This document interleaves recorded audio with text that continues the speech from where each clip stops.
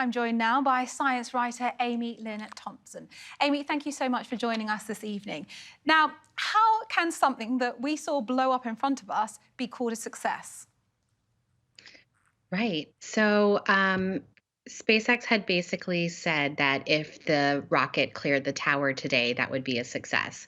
And also from this, they can analyze the data and they can make adjustments to the rocket and figure out how to make the next flight succeed.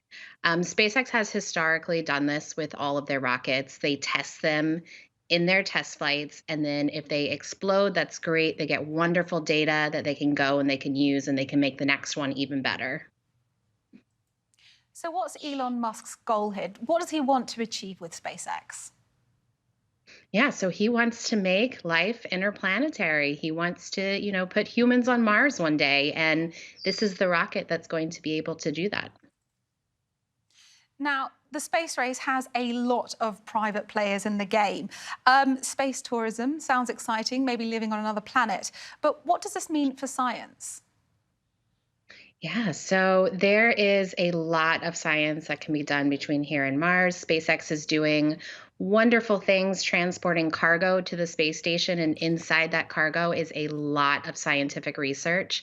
They are putting astronauts on the space station. They are working on actually expanding our capabilities in low Earth orbit because they have private astronaut missions that they're launching with companies like Axiom Space. And those are the companies that are going to actually have the next generation of space stations. So they're going to be continuing the science in low Earth orbit. Actually, Starship has a contract with NASA to transport NASA astronauts from a mini space station around the moon that is called Gateway to the lunar surface and back. So SpaceX is going to use this rocket to do that and then ultimately use it to take people to Mars. So you say they are collaborating with NASA. Why not just NASA do it all? Why do they have to bring in a private element to it?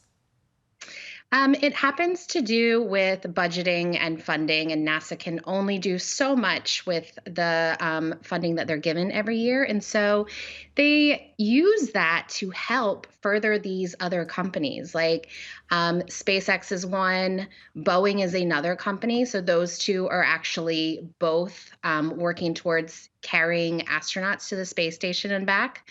For cargo, it's SpaceX and Northrop Grumman. And these companies all collaborate together, and they are the ones who, because SpaceX can take more risks than a government company because they're privately funded.